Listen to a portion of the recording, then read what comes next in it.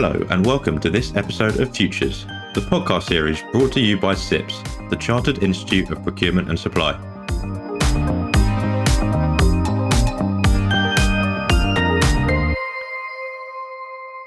Hi everyone and welcome to the SIPS Futures podcast. I'm James Moore, part of the SIPS editorial and content team.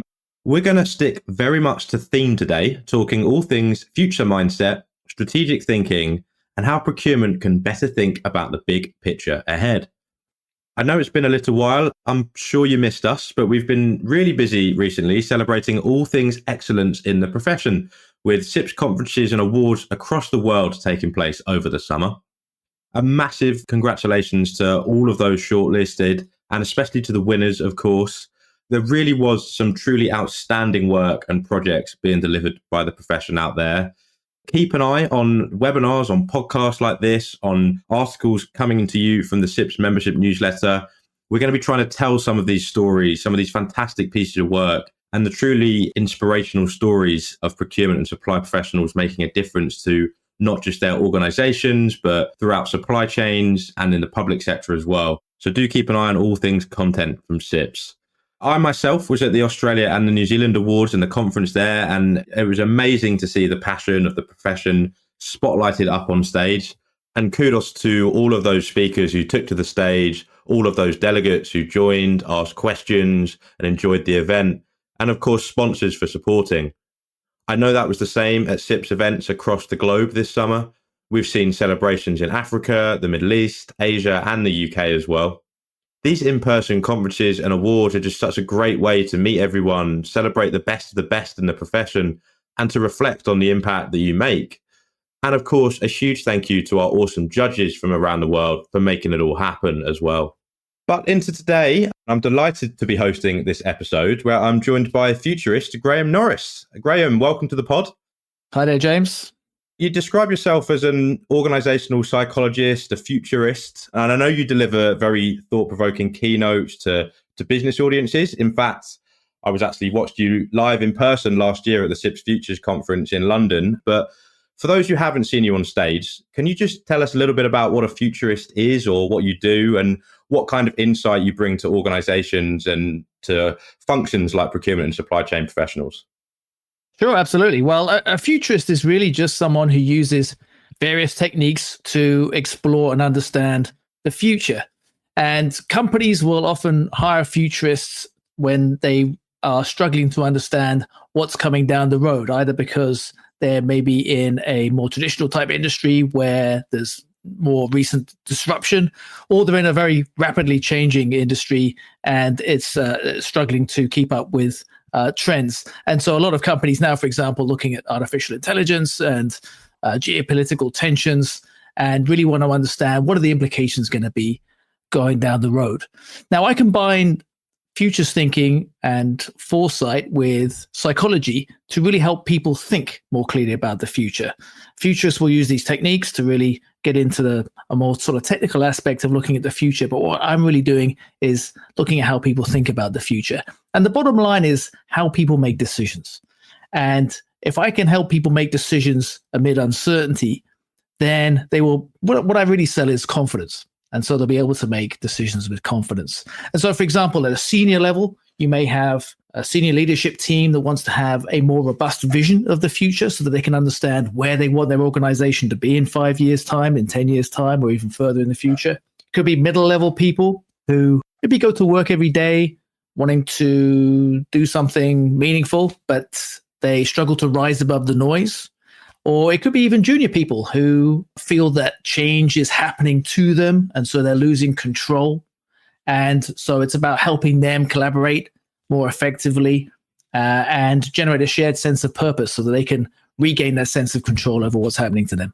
It's really interesting. And, you know, you were fantastic on stage. We had some great feedback because obviously thinking about what's coming down the track and amid uncertainty is one of the big issues that procurement and supply chain professionals in particular are facing at the moment. This last year has brought a huge swathe of obviously changes in the supply chain status quo, you know, everything from geopolitical challenges to macroeconomic shifts with the Trump administration's tariffs, but also AI, as you mentioned, is a huge part of that. And people are, you know, it's hard to think about what that might look like 5, 10, 15 years in advance, let alone 6 months in advance. Is one of the hardest things thinking about the kind of the midterm point of this? It certainly can be. I think really the biggest challenge is connecting what we're doing today with some future outcomes. We are very focused in the ultra short term, and we get a hit out of dealing with emails and meetings and all this short term stuff.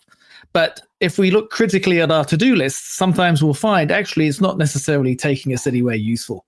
And so I'd say one of the biggest challenges is to say, okay, where do I want to go? And is what I'm doing today actually taking me there? Or am I saying, oh, I'll just get this stuff done today. Tomorrow I'll work on my long-term plans, my long-term objectives or dreams or aspirations. And that, of course, could be personal ones as well as professional ones. So I'd say that's probably the biggest challenge there, is to make that connection, bridge the gap between today and what I'm doing today and my future goals. We're going to get in a little bit more into the findings of the global state of procurement and supply report a little bit in a minute, because that's why we wanted you on the podcast, to think more strategically, and that's something that procurement are having to do. But you spent a bit of time with procurement and supply chain professionals last year at the conference. You've actually written a few really insightful articles for the SIPS Knowledge and Insight Hub since then as well, and we'll put a link to some of those articles in the episode description when it comes out. But I'd love to hear your thoughts on the profession and the challenges it's facing from an outsider perspective. Well, I had a great time at the SIPS Futures Conference last year. It was a wonderful experience, and I got to have a lot of conversations with procurement people. I was there all day, and what I really sensed was a strong desire to play a more strategic role. There was a lot of people, it seemed, that were going into work with this intention to really make a difference and do some meaningful work, but they're often getting bogged down in the day-to-day noise, those urgent requests, the last-minute problems, and having to solve those problems. And of course, this perception that they need to be focused on, negotiating prices down and just sort of following processes. And yet procurement professionals have access to really a lot of information through their contacts and their connections and their understanding of supply chains. And it was apparent that this knowledge and experience that they've got gave them much greater potential to make a long-term impact on their organization, so that they can have a much more strategic role, not necessarily at a board level all the time, but even within their role, to be able to think longer term and have much broader implications and broader impact on what they were doing. You make a good point around the idea that being strategic doesn't have to be top level C-suites, boardroom strategic. There are elements to everybody's role that can become more strategic, right? Is that something that people struggle to sometimes get their head around? Absolutely. Everybody who makes decisions has a chance to look at the bigger picture about what that decision means and what its implications are going to be, whether it's the right decision to be even making. And the opportunity is always to think more strategically and by doing so, creating more value for your organization. And in fact, I gave a TEDx talk about being a DIY futurist. And if you look at a core part of thinking strategically as being able to think clearly about the future, we all have this capacity that we probably underutilize to think about the future. We are unique in the animal kingdom in being able to think about the future and plan for it. And I think that is one of the sort of key capacities we all have that we can lean more into and utilize to, think more strategically at every level of the organization. It's something that's really come out of some of the conversations we've had at the conferences, but also in articles and responses to the likes of our State of Supply report. It's thinking the buying decision that you make as a procurement professional, the impact that it can have, not just on the signing of that contract, but also further down the line. And this can speak to everything from creating, more resilience in your organization to impacting on local communities, thinking about buying locally or thinking about buying from the right people as opposed to just the right material, also thinking about who you're buying from and where you're buying it from. And it creates local value, or it creates value further down the supply chain from a social value perspective in an area that it really matters. So it's a really interesting perspective that you've picked up on quite quickly. And the other point you mentioned there, procurement really do have a really big overarching vision of what the business looks like and where it's going, because procurement supply professionals, SIPS members have to get involved in lots of different parts of the business. And it's something that procurement professionals often say to us is the one thing they really love about procurement is that they become business people. They become people who have to get involved in all different areas and find out all different parts of the business. That strategic viewpoint is actually one of the key sort of findings from this year's SIPS Global State of Procurement and Supply report. We found that more than half of our respondents said that they were well or very closely aligned to the board, and it ties in with the one skill that they're most looking to develop is strategic skill sets. So it's the most in-demand procurement skill. What, in your eyes, as a futurist, as an organisational psychologist, what does that look like? What does being more strategic look like? Well, there are a lot of definitions of strategy, of course. But from my point of view, as a futurist, the important element for me is that strategy is grounded in the future. The real aim of strategy is to create desirable futures amid uncertainty. A very simple process I like to use to help people think more strategically about the future really centers on, it's actually a psychological concept known as mental time travel. And so we talked a bit about the ability of us to think into the future, but we are, as humans, are able to recall the past and think about it, reflect on it, imagine the future, and then obviously bring all that back to making decisions in the present.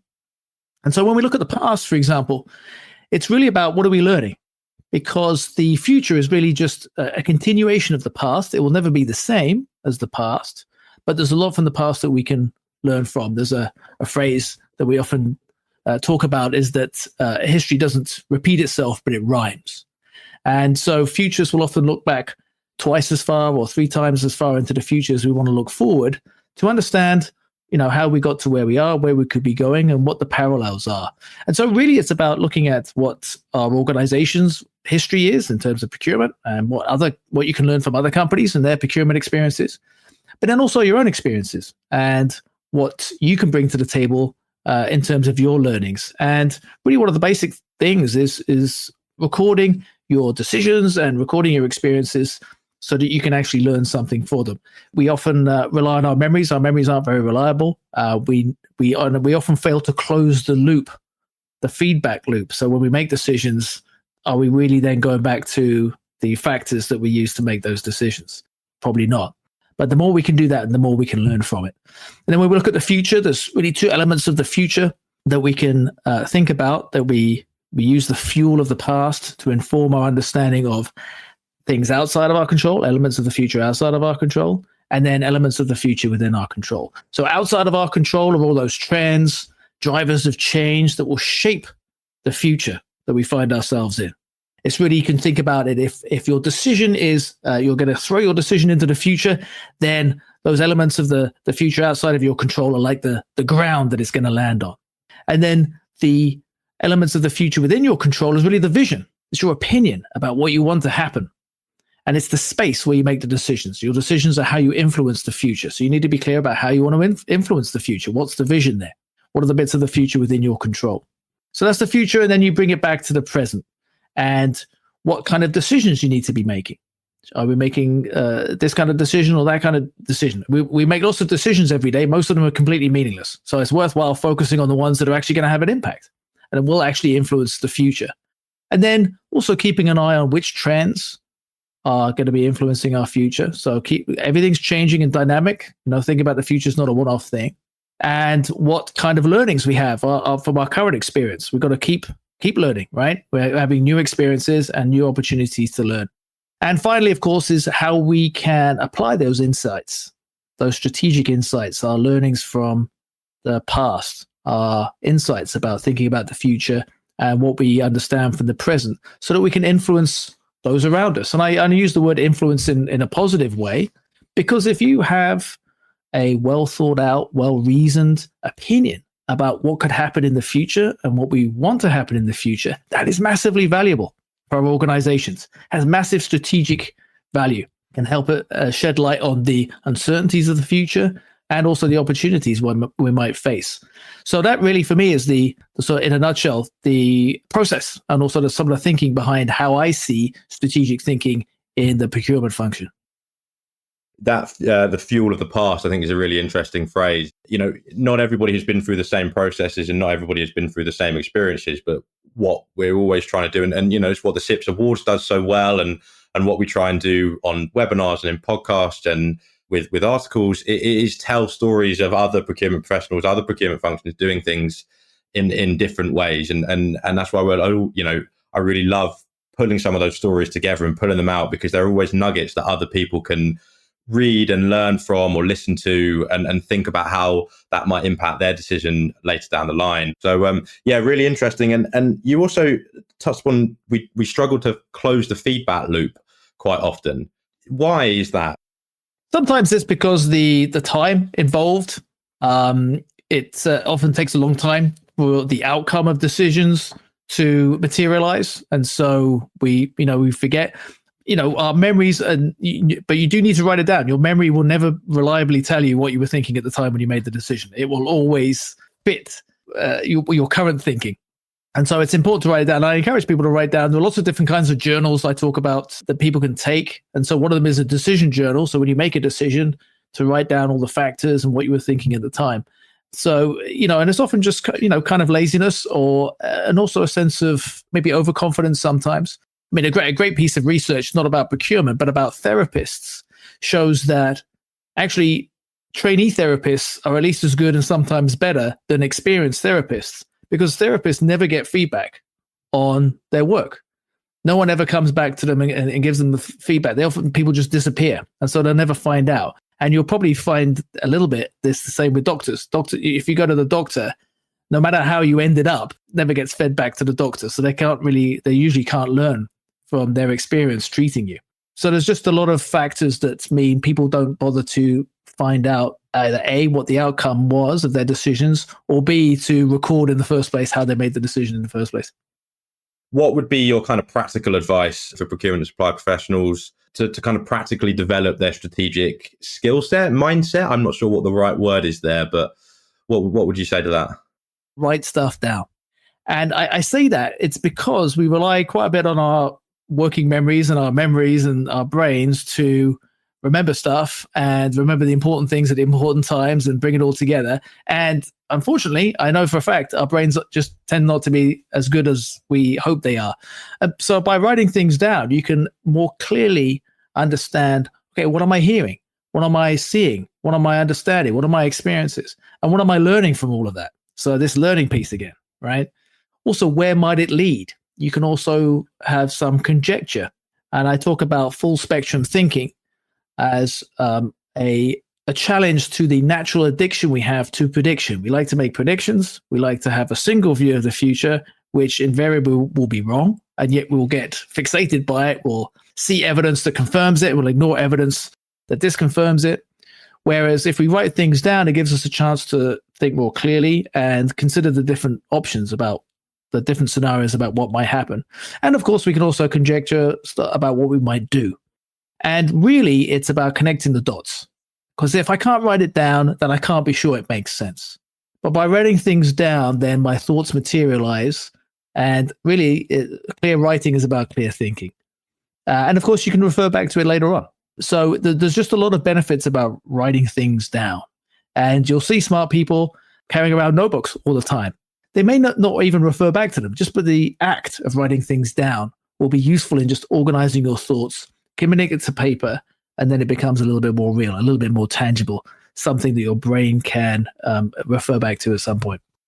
Sometimes the difficulty, and I'm very much guilty of this. I have hundreds of thousands of words written down on my work laptop. I've got lots of different conversations I've been having, and almost too many. And sometimes it's like, how do I organize this? And I wonder whether you feel that is somewhere that AI is beginning to have a real impact in the idea that large language models, you're able to type in a query. And this is something that I know procurement and supply functions are doing, and that they've got all these contracts or all this data.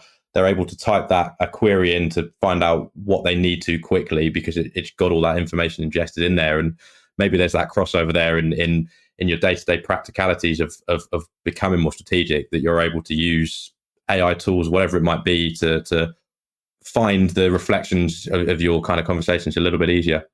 Totally agree. And there are tools these days. I'll be honest with you, I don't use them, but there are definitely tools, very useful tools, which will record all your conversations for you. And then it'll put that in a database.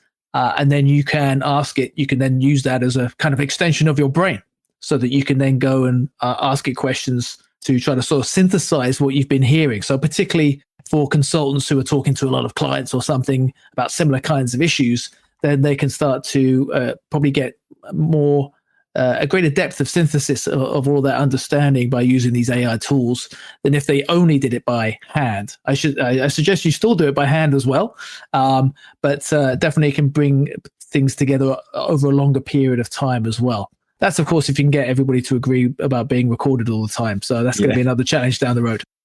I'd love to put a scenario to you now, and this might be a little bit off the wall. And I just want you to share how you might approach it as a futurist, not as a procurement expert, but as a kind of futurist and a strategic thinker. So, imagine you're a procurement leader embarking on a transformation program, might be building or buying an AI-based program or service, just as an example, that you hope will allow your team to get much better visibility over your processes, maybe over your suppliers, whatever that might be, whatever that final outcome is. 2 to 3 years, it's predicted it's going to take, something along those lines. So how would you approach this, from a strategic viewpoint as a procurement leader?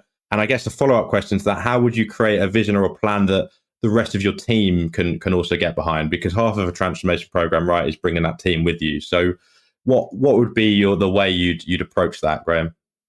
Well, you're absolutely right to mention the team there. It's probably more than half of the battle to get things to change. And so, what is the attitude? Who's sitting around the table? Who's in the team is really the first place to start, because everybody has different attitudes towards change, uncertainty, the future. And so by airing those, hopefully by understanding those different perspectives, you'll then be able to listen more carefully to everybody's input. Particularly listening to those people who may be more fearful. Those strong emotions are the ones that you have to spend more effort to deal with, because you need to make people feel comfortable before they're going to accept the change. And then making sure everybody's heard, because you can't get everybody to agree to everything all the time. But when people feel heard, then they'll buy into the eventual decision, because they know their opinion has been taken into account, even if it hasn't necessarily resulted in the decision that they think should happen. So I think that's the first place to start for sure. And then, because 2 to 3 years is a reasonably long time for a project to run, but also for people to imagine what the outcome's going to be. And it's easy to forget that, right? And particularly if they're not too sure if it's going to become what it's supposed to become. So one possible technique to use here is to get people to imagine what the world looks like when this thing is finished. So you get the team to really indulge and think in detail about, imagine we got this thing finished and it's doing this. How are we using it? What kinds of conversations are we having? How is it impacting the relationships we have with our suppliers? Or how is it impacting the relationships we have with our colleagues or other stakeholders? What are we thinking? What are we planning? Right? What's become possible? Right? Really getting into the details about what that situation is, and then asking the question, okay, given this world that we're living in now, would we go back to what we were doing before? Now, if people say, actually, I don't really care, then, okay, you got a bit of a problem with this vision, right? Because people don't really care so much about it. But if people are going, actually, no, that sounds really wonderful, I wouldn't want to go back to how we're doing it right now, then you've got them bought into this vision of the future, right? And you can always evoke that again. Right? Whenever things are getting tough, and they will get tough at some point in such a, over those 2 or 3 years, then you can bring them back to this vision to say, well, this is what we're aiming to do. This is what we want to create. And then finally, because it's quite a long time frame, there's regular planning will start off by saying, okay, we're going to, next month we're going to do this, and the month after we're going to do that, and next year we're going to do this, and so on until we get to where we want to end up. Now, the problem there is it's much easier to imagine and plan for next month than it is for something in 2.5 years' time. And so we put all of our mental effort into the near term. And then what happens in the far term or the long term is we'll cross that bridge when we come to it, kind of thing. Right. And of course, that's where everything goes off the rails, because there's lots of bridges to cross. We don't know how to do it. And we haven't really thought it through, even though quite often it was foreseeable in one way or another. So by using backcasting, which is a technique futurists use to plan, you start off by thinking more clearly about what happens in 3 years' time and what then has to be the case in 2.5 years' time, and then 2 years' time, and work back. Now, why do we do this? It's because it's much harder to think about the long term. And yet, if we focus our attention there first, then we make sure that we've given that period, that most difficult period, proper consideration. And then we can think more clearly about all those hurdles, those obstacles, the challenges that we could face. And we may also think about better ways of doing things as well. It helps us think more clearly about the various paths that can get us to that different place in the future. So that would be how I would go about that particular scenario in trying to maximize its chances of success with the sort of minimum amount of pain. Really fascinating. And I'm sure there'll be many procurement people listening to this and thinking, that's where maybe I should have started, or that's where I will start this next project. So I'm sure they'll find that very, very useful. One final quick fire question for you. If you were to name sort of one skill or one trait that you'd advise all procurement and supply professionals to be developing to become effective leaders of the future, what would that be? I have another slightly off the wall, left field answer for you, because I think really the skill, the most underutilized human capacity is imagination. The future really only exists in our imaginations. Like I can show you pictures of places now, but I can't show you pictures of the future. And this is important because when we talked about visions, for example, visions of the future, where we want to lead, they only exist in our imaginations. And so if we talk about leaders as having followers, for example, the Peter Drucker definition, right? It sounds like we're going to be moving through a location from one place to another. But we're not doing that, right? Most of our lives are going to be in the same place at the same desk, no matter what happens, right? Now, what we're really doing, therefore, is leading through time.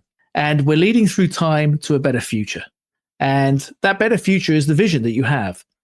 And it exists only in your imagination. And then when you want to convey that vision to other people, you also have to be able to evoke that vision in their imaginations as well. And it's got to be appealing and compelling and everything else.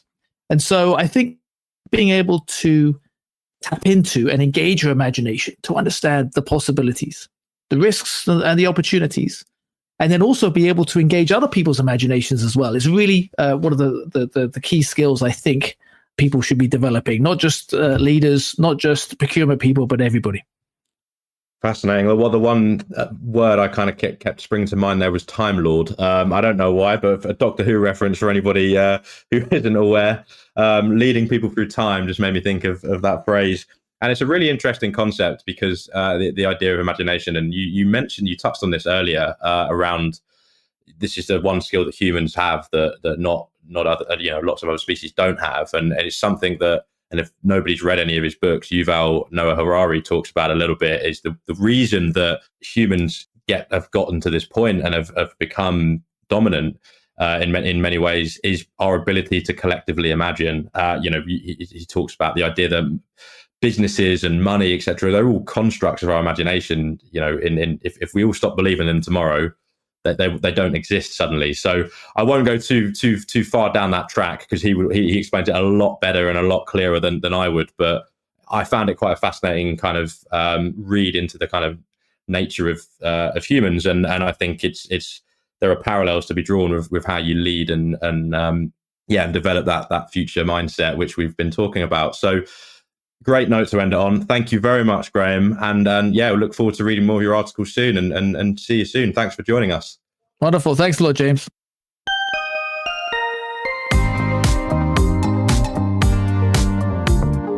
A huge thanks to Graham there. Look, we know from the SIP's Global State of Procurement and Supply Report, and as we've already mentioned throughout this episode, that developing that long-term future strategic mindset is going to be an increasingly important trait for procurement leaders and their teams to develop. It's not just leaders, as we heard from Graham there, it's the whole function. It's everybody, whether you're starting out in procurement or leading an organization. Having a future mindset, being able to think strategically is a real skill and trait to work on. It'll really help the procurement function, I think, deliver greater value for organizations, whether it's in risk management, creating more resilience in your supply chain, or developing more collaborative partnerships with suppliers to bring new innovation into the business. Look, it all links in as well to the ambitious mindset that our new SIP's CEO, Ben Farrell, is setting the profession, asking the very valid question of why the CPOs and heads of supply chain, directors of procurement, can't be tomorrow's business leaders? Following in the likes of Tim Cook's footsteps at Apple, for example. A nice thought to leave you pondering on there. That is it for this episode of Futures. We hope you enjoyed it. Huge thanks to Graham, as I said, and we'll be back soon. Sooner than you think, actually, with a special mini-series coming up on all things conflict management and navigating supply disputes. 3 episodes coming out in quick succession over the month of September. So make sure you like and subscribe to the SIPS Futures podcast to make sure you don't miss them. And if you're a regular listener, please do share it with your colleagues, teams, and network, even your friends and family, if you think they might find this one interesting. For now, though, that is it from us. See you next time.